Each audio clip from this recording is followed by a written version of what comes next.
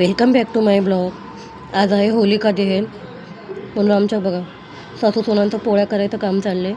आई पोळ्या करतात आहे. इकडं मी सारणाला फोडणी दिली, डाळ बनवली. इकडं भजीची तयारी चालली आहे. मुलं नाही सार खात म्हणून त्यांच्यासाठी डाळ केली आणि भजे केले. आमटी खूप छान झाली होती.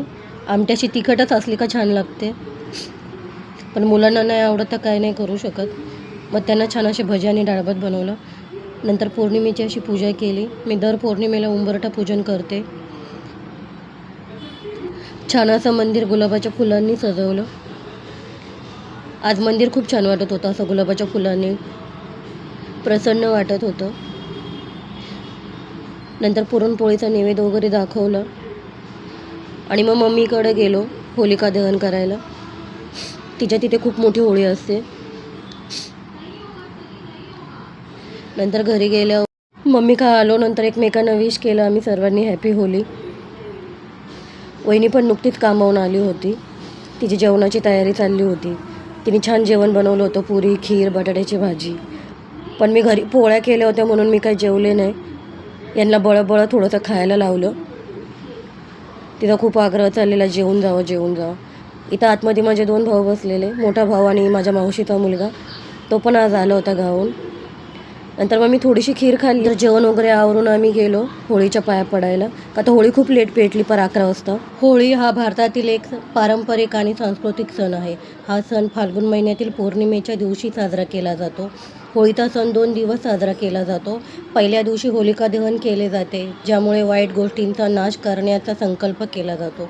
दुसऱ्या दिवशी रंगाची होळी खेळली जाते.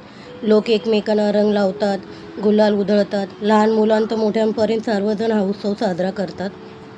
लोक नाचतात, गाणी गातात, गोडधोड पदार्थ करतात. होळीचा सण प्रेम आणि एकता याचा संदेश देतो. या दिवशी लोक सर्व भेदभाव विसरून एकत्र येतात आणि नवीन नात्याची सुरुवात करतात. होळीमुळे समाजात प्रेम आणि बंधुत्व वाढते. होळी हा केवळ रंगाचा नव्हे तर प्रेम आणि एकत्याचा सण आहे. लोक ह्या दिवशी एकमेकांना शुभेच्छा देतात आणि आनंद साजरा करतात. त्यामुळे होळी हा संस्कृतीचा आणि आनंदाचा सण आहे. आणि मला होळी तर खरंच खूप आवडते. मी मी तर ह्याच वर्षी साजरी करते. ह्याच वर्षी मी निवद घेऊन आले होळीला. आता माझ्या सासू आणि सासरे दरवर्षी किती पण लांब होळी असू दे, ते दोघं जाणारच.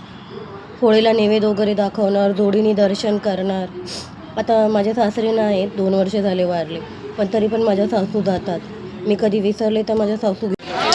माझ्या आवाजामध्ये थोडंसं फार इकडं तिकडं काही झालं असेल तर मला माफ करा, कारण सर्दी खूप माझं घरचं बसलेलं आहे. आवडल्यास लाईक करा, शेअर करा आणि सबस्क्राईब करायला विसरू नका. असा सपोर्ट करत राहा.